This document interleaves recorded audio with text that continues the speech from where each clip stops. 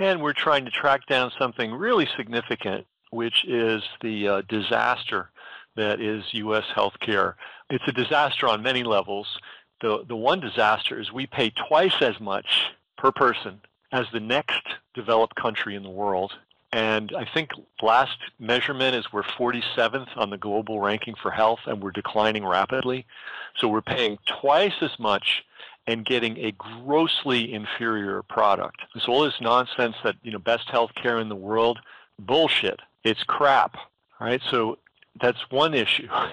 The next issue is that it's bankrupting the nation, because every time you go to a store to buy something, you've got to pay the health care and the health insurance bills of that employer and all his employees, right? So this is a parasite. It's a virus just sucking the vitality out of the U.S. economy. And it's getting worse. It's not getting better. And then the third issue, of course, is the corruption in the system. Doctors taking payoffs from drug companies putting out drugs that they know are dangerous, the FDA letting them do it, using people as guinea pigs, not promoting safe, effective, inexpensive methods, and instead promoting expensive, dangerous, ineffective methods. So that's a whole other issue. But at the core of this is private health insurance, right? And that's considered a godly thing in America. You can't, if you talk against private health insurance, you are, you're a socialist, or you're a communist, or you're a red, or whatever. Now, there's a fundamental problem with the way private health insurance works in the United States, and it is one of the most well-conceived facts of life in America today. And the fact that it's concealed and everybody's confused about it shows you how vitally important it is. We cannot afford to give Rupert Murdoch money, and we're not going to. But you might already have one. If you already have one, we're asking this. Please find the article that came out February 11th, 2010, entitled "A Simple Healthcare Fix Fizzles Out" by Keith Winstein. A Simple Health Care Fix Fizzles Out by Keith Winstein, Winstein. Now, I'm only hearing about it secondhand, but what I understand is that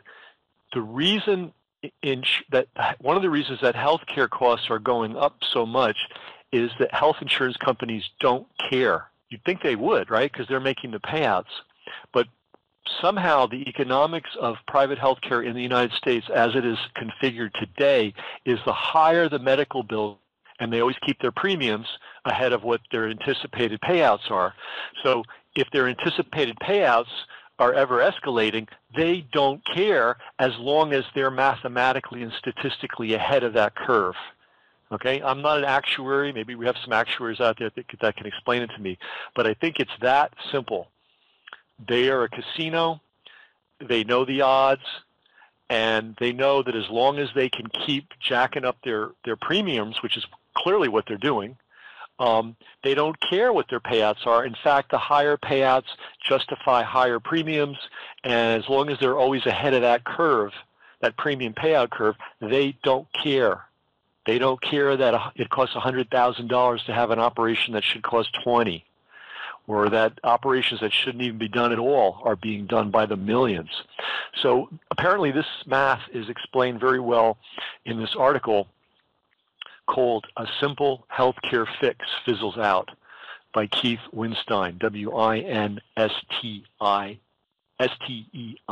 So I'm asking anybody, just hit reply on your emails, and if you've got the text, please send it to us, and we're just going to read it because you can't get it on the internet. You got to pay for it.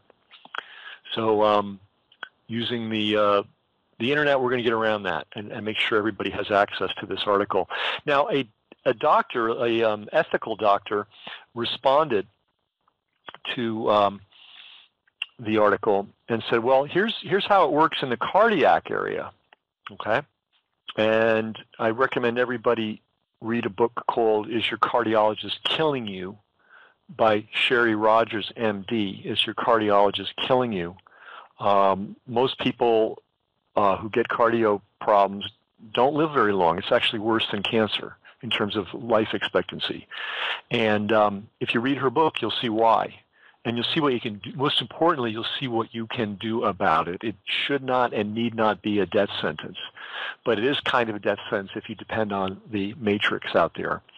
So anyway, here's what this ethical cardiologist says about stents, right? Everybody's getting stents today. Okay, angiography, the injection of dye into the coronary arteries to visualize blockages, is the gold standard to diagnose coronary artery blockages and is performed by the same practitioners who place stents. Okay, so you got to know, if you've been told to get one of these coronary artery blockage tests, the guy doing it is also the guy that puts in the stents. All right, why does that matter? Point number 2, almost invariably, stents are placed during the diagnostic angiography. This means that different options are often not discussed before an irreversible intervention is done, even though the majority of procedures are performed in stable patients who should thus be able to participate in that decision. Okay, there's a lot in that sentence. What is they saying? They're saying these doctors, when they go and do the diagnostic, they say, hey, we're in there, we might as well put in some stents. They don't tell you, they don't discuss it with you, and it's being done on patients for whom it is absolutely not necessary. Now, obviously, if somebody's just completely at the end of the line, and you got to do it, you got to do a heroic measure, and you're making your best honest estimate. Okay, but they're doing it routinely on people that don't need it. And here's why this matters.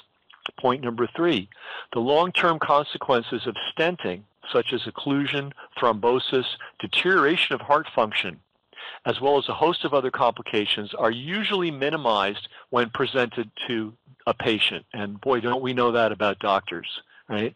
They don't know nothing about what could go wrong until it goes wrong, and then, well, they got paid, and they're going to get paid more fixing it.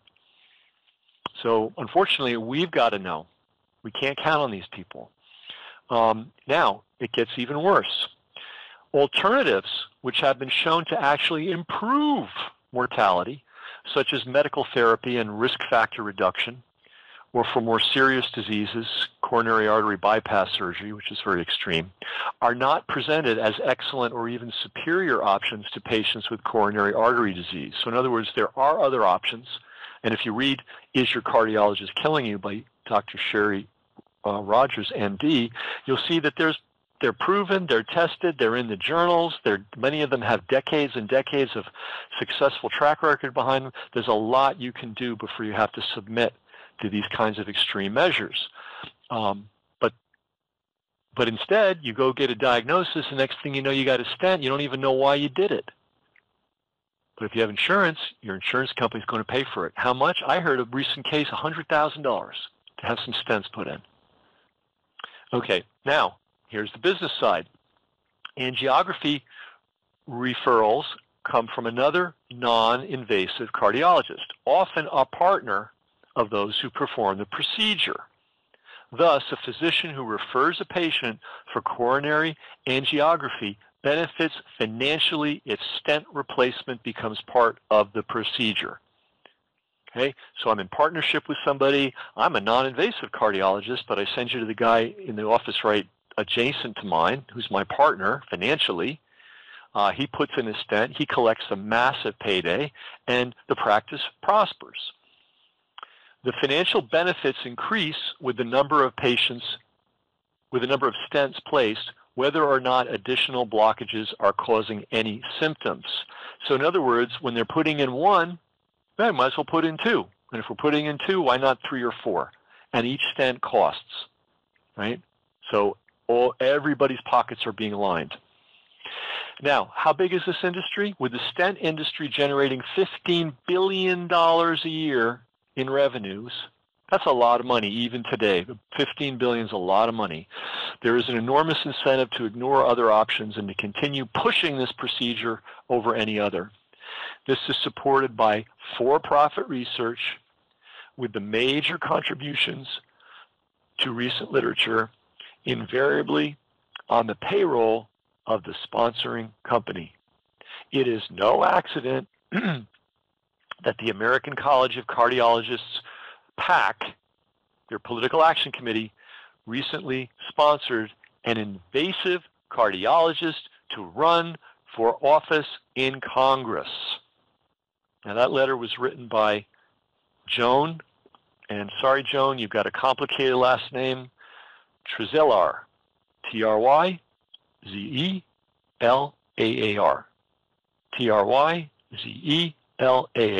an MD in South Portland, Maine. That you can get from cardiachealth.org, a copy of a letter to the editor, Wall Street Journal, and she is commenting on the February 11th, 2010 article, "A Simple Healthcare Fix Fizzles Out." So this is just one tiny little slice of the scam that is medical care in the United States today. All right, this is just the stent scam. And the stent scam alone is $15 billion a year, which means a lot of people are getting paid. A lot of surgeons are getting paid. A lot of cardiologists are getting paid. The stent makers are getting paid. The hospitals are getting paid. And the insurance companies are fine with it. And this brings us back to where we started. They're fine with it because they're engaged in a game of financial arbitrage, where as long as their premiums are ahead of their payouts, they don't care what the payouts are. In fact, as long as their premiums are ahead of the payouts, the higher the payouts, the more money they're making. And that, ladies and gentlemen, is why we are completely screwed when it comes to healthcare in the United States. And this is creating millions of tragedies every year in our country. It's bankrupting the country. It's creating a lower standard of living for everyone. It's retarding the progress of medical research and medical science, and it's just a disaster. So again, if anybody's got that complete article, February 11th, 2010, A Simple Healthcare Fix Fizzles Out by Keith Winstein. I'd love to have it so I could read it to you all so you can see what he has to say about this. But basically, this is the situation that we're in.